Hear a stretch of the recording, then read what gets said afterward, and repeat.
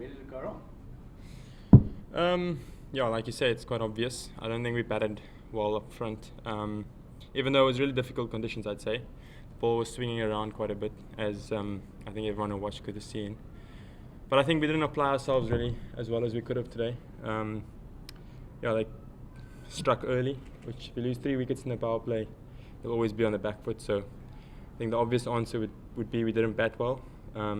But yeah, I don't think we applied ourselves today, which is exactly what happened. And then where you obviously mentioned poor batting up front, so how do you guys go about sort of rectifying that going into, now we've got a bit of a break, and then those last two home games for you guys, but the back end of the competition? Yeah, well, like I said, I think we've played well up to now. I don't think we've batted particularly poorly in any of the games.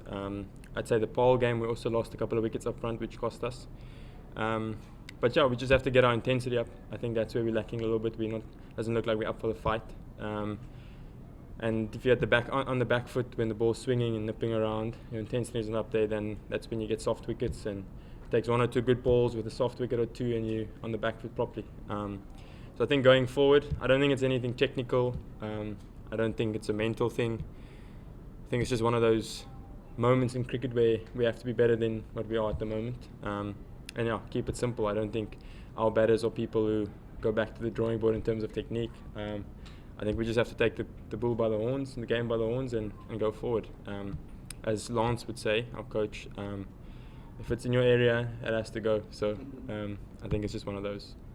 Yeah, you guys elected to bat. Do you assess the conditions beforehand? I think if we look at it now, it was probably the best decision to bowl first. I do think we batted first here in the game where we got 215, and we defended well. So I think that was at the back of the mind of the guys. It was very humid today.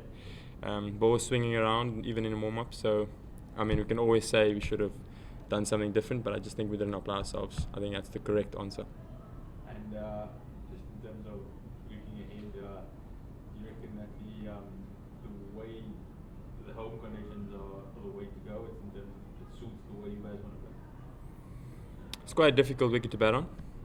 I think generally our warm-up games hasn't been a lot of high scores. We've had one game where we scored quite freely. Not that they bowled very well.